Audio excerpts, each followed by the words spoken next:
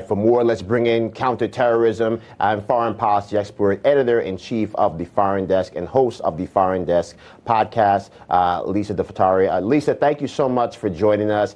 So look, I think we have to have a real conversation about what does success look like in the eyes of Vladimir Putin, what does success look like in the eyes of Joe Biden.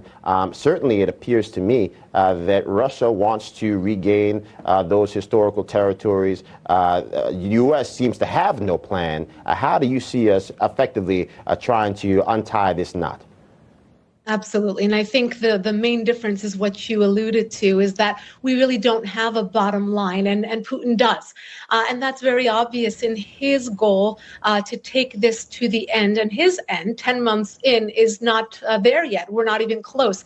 He calls a denazification of Ukraine, and also, of course, getting back the territories that he thinks are part of Russia and should be part of Russia. Ukraine obviously wants to defend itself, and that's why Zelensky went on his tour and came to Congress, and he's getting billions and billions of dollars to remain in the fight, which is preventing Putin from getting to his bottom line. But what's the U.S. want in all of this? And that's probably the biggest foreign policy mistake of the Biden administration, is not knowing and not having an open and clear bottom line in each one of our foreign policy affairs. In this case, throwing good money after bad, billions of dollars going into Ukraine with no end in sight of this war. Well, absolutely. I mean, to quote the famous von Clausewitz, right? Politics is war by other means. From your perspective, it seems like there's some gamesmanship. We have the president of Ukraine coming here to the United States. We have Russia sending emissaries to China. It appears in some ways that maybe we should not be watching what they say, but what they do. Because again, when you're having the American government writing these blank checks with the blind hope, it seems to me, that they're just going to somehow outweight Russia through the winter and hope everything works out well, all while China continues to, again, bankroll these endeavors, it doesn't actually feel as if we're headed to a conclusion. It feels like we're headed to a stalemate that only benefits the people who, from their perspective, the Russians, have absolutely positively nothing to lose because America's already hit them with their best shot.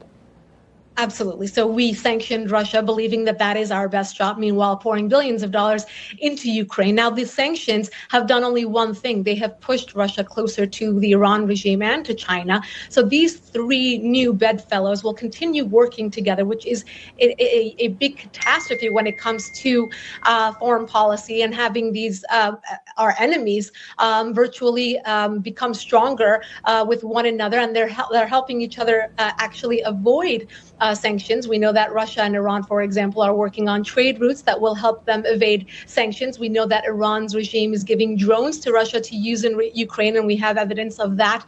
And again, working together to not only help each other evade the punitive measures of the West, but also grow in their own prospective endeavors. So with Iran's regime, we know that their goal is clear: to stay in power, and of course, to export their influence throughout the Middle East. And for Russia, of course, to stay in the game and have trading partners. And China, we know that they are exerting their power all throughout the region and, of course, throughout the world. They are providing infrastructure, they're providing technology, they're providing anything they can to countries that need their help in exchange for their influence. And we know that they're spreading all over South America, the African continent, the Middle East, and, of course, working together with Russia and the Iran regime. Absolutely. I mean, to me, it feels a little bit like history repeating. Like we've seen this movie before, right. Iran working as effectively a unofficial intermediary, where China gives Iran the resources, pledges $250 billion to their Ayatollah, to their government. Then Iran turns around. They're providing weapons to Russia. So I guess, technically speaking, China didn't put the rifles in the hands of the Russian soldiers, but they may as well have done so. When you realize that, again, you just have to follow the money and recognize that they're all working together, whether Joe Biden wants to see it or not, whether the press secretary for the White House wants to acknowledge it or not. There is a real cabal, a new axis of evil that is forming, and we are doing absolutely nothing to counter it. In fact, we're actually, to your point, doing everything humanly possible to drive them further and further together in a way that may never be broken moving forward. Right, and that's exactly right. There's this lack of awareness and connecting of the dots, if you will, in Washington D.C. to understand what not doing is making us complicit in so many things. And first and foremost, like you said, follow the money, goes straight to the Iran regime. If we do not support regime change in Iran, we are complicit in all of the blood that is being spilled around the world, that is being supported financially by Iran's regime, and including the blood that's currently being spilled on the streets of Iran by this regime going into the fourth month of protests, brutally cracking down on its own people. So they're helping China, they're helping Russia. They are, of course, supporting Hamas and Hezbollah and the Houthis in Yemen. They're supporting global terrorism around the world, and we're doing nothing about it. Our administration still is hoping, secretly hoping for a JCPOA, an Iran nuclear deal, to go through. Of course, they have stepped back because after 4 months of Iranian people coming out onto the streets and telling us that they don't want this regime anymore, it kind of looked bad that we were still at that negotiating table when the mullahs were begging for a deal. And not only that, they were making very absurd demands that we could not fulfill. So the State Department had a very hard time going forward anyway. With the protests coming into play, they had to create some distance with the JCPOA, but we're still not clear on what our policy vis-a-vis Iran should be. First and foremost, regime change. And the Secretary of State has come out and said we will not support regime change in Iran. And we have to ask why. Why would we want this regime to stay in place when they are brutally attacking their own on the streets? What happened to women's rights? This is a women's-led movement in Iran.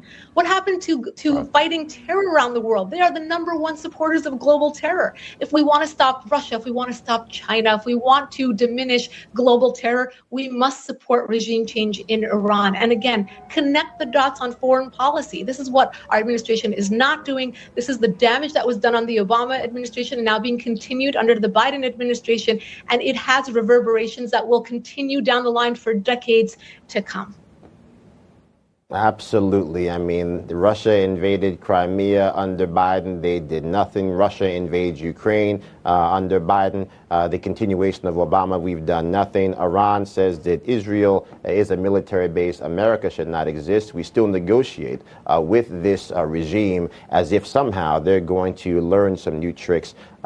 As always, Lisa, thank you so much. The insanity continues, but we're always grateful to have you here to break it down for us. Thank you.